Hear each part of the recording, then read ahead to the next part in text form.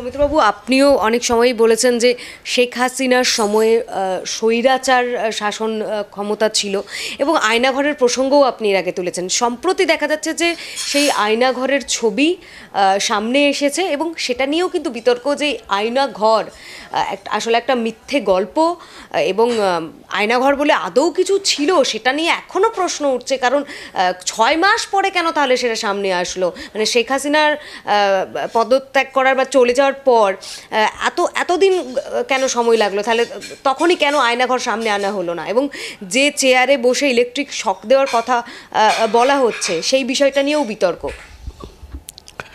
প্রথম কথা হচ্ছে, দেখুন, এগুলো হচ্ছে প্রশাসনিক যারা ক্ষমতায় আছেন তারা বলবে, তাদের সাথে আমাদের ভারতের মিডিয়া তারা আলোচনা করতে পারেন, তারা প্রশ্ন তুলতে পারেন। কিন্তু আপনি যদি একজন ফিল্ম মেকার বা একজন কলামিস্ট হিসেবে আমাকে জিজ্ঞেস করেন, আমি খুব দায়িত্ব নিয়ে নিশ্চিন্তে আপনাকে বলতে পারি আয়নাঘর ছিল। এখন এই নামটা কোন ঘরটা দেখছে, কোন ঘরটা চেয়ারটা ঠিক কিনা বেঠিক কিনা, এগুলো অনেক টেকনিক্যাল প্রশ্ন।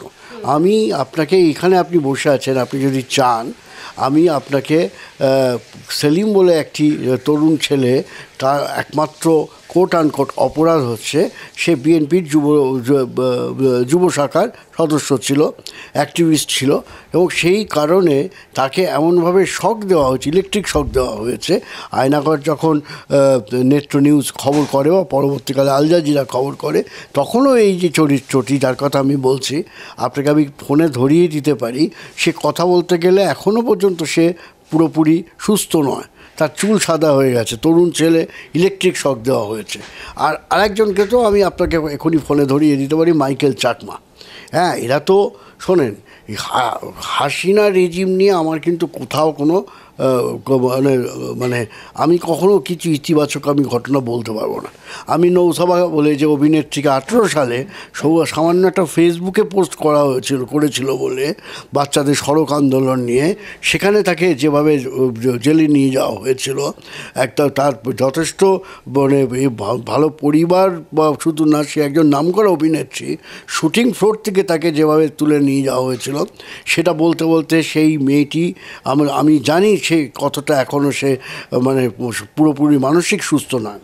আমি মায়ের ডাকে সঞ্জিতাদের সাথে আমি বহুবার এখন কথা বলার চেষ্টা করছি।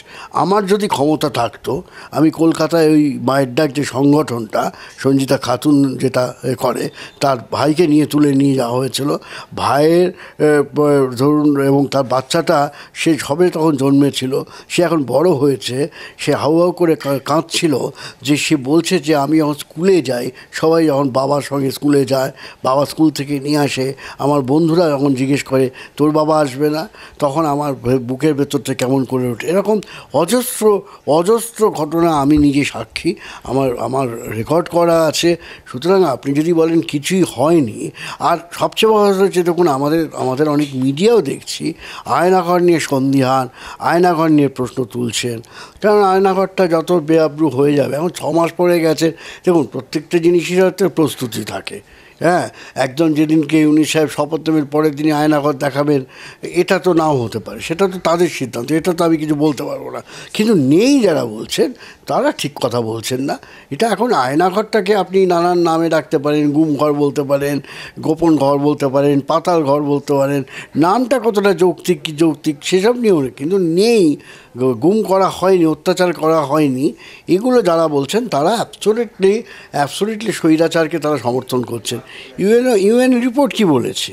ইউএন রিপোর্টটা তো একটা নিরপেক্ষ জায়গা, সেখানে তো কোনো আওয়ামী, বিএনপি, জামাত কি ইউনিট সরকার এগুলো তো প্রশ্নই থাকছে না, বা অন্যান্য দেশের মিডিয়া তাকে ইনফ্লুয়েন্স করেছে তা তো না, সেটা নিয়ে কথা হচ্ছে না কেন? শোনেন, এগুলো এখনও আমি জানেন তো, মাঝখানে সত্যি বাংলাদেশ নিয়ে কথা বলতে গেলে আমি আপনাকেও আগে বলেছিলাম, তার কারণটা হচ্ছে এই এত পরস্পর বিরোধী কথা হয়, ফলে এগুলো কথা বলতেও খারাপ লাগে। কিন্তু কেন আরও বলছি জানেন, দেখুন কংগ্রেসের খুব গুরুত্বপূর্ণ প্রভাবশালী এমপি শশী থারুরও কিন্তু এই প্রশ্ন তুলেছে। দেখুন একটা জিনিস, আমরা যেটা বারবার দুটো জিনিস কিন্তু আমি জোর দিই, একটা হচ্ছে যে বাংলাদেশের জনগণকে আর শাসকদের কখনো কোনো সময় এক কাতারে দেখানো উচিত না। জনগণের সঙ্গে জনগণের সম্পর্কটা থাকা উচিত এক। দ্বিতীয় হচ্ছে যে শুধু যেটা শশী থারুর বলেছেন, শুধু একটি দলকে বা একজনকে আমি ব্যাক করতে গিয়ে আমাদের অর্থনৈতিক সম্পর্ক, আমাদের পারস্পরিক সাংস্কৃতিক সম্পর্ক, আমাদের ভাষাগত সম্পর্ক পশ্চিমবাংলার সঙ্গে বাংলাদেশের, এইগুলো আজকে শুধু নষ্ট হচ্ছে না, এত পরস্পরকে আমরা ঘেন্না করতে শুরু করেছি, যেটা আগামী দিনের পক্ষে আমি বলছি, আজকে বলছি, দেখবেন যদি এই চলতে থাকে তাহলে 50 বছর পরে আমাদের আরও কঠিন সময়ের মধ্যে দিয়ে যেতে হবে। এমনি তো বাংলা ভাষাটা কোণঠাসা হয়ে আছে আমাদের পশ্চিমবাংলায় আর কি। হ্যাঁ, বাংলাদেশেও ধরুন গ্লোবালাইজেশনের ফলে সেখানে ইংরেজি মিডিয়াম স্কুল অনেক বেশি গড়ে উঠছে আর কি। ইংরেজিতে কথা বলতে পারলে তাদেরও একটি এলিটোক্রেসি জন্ম দিয়েছে। ফলে এই জায়গাগুলো তো আমাদের ভাবতে হবে। আজকে কত বাণিজ্য, ভারতের কত বাণিজ্য ক্ষতি হচ্ছে আপনি খোঁজ করুন না।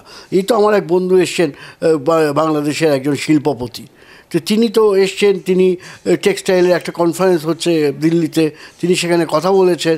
তো তিনি তো সেই একই কথা বলছেন যে শুধু দক্ষিণ ভারত থেকে কত রপ্তানি হতো বাংলাদেশে, সেই অর্থনীতিটা যে বিপর্যস্ত হয়ে গেছে, তো তার মূল্যটা কে দেবে? শুধু শেখ হাসিনার স্বার্থে আমরা এটাকে আজকে রেখে দেবো? আমাদের স্বার্থ তো দু দেশের স্বার্থ হওয়া উচিত, কি দু দেশের মানুষের স্বার্থ হওয়া উচিত, মানুষের সুবিধে দেখা উচিত আমাদের। কোনো নির্দিষ্ট দলের কথা ভেবে আমাদের সিদ্ধান্ত নেওয়া, এটা আমার কথাতে একজন ফিল্ম মেকার হিসেবে বা লেখক হিসেবে আমি এটা সমর্থন করছি না।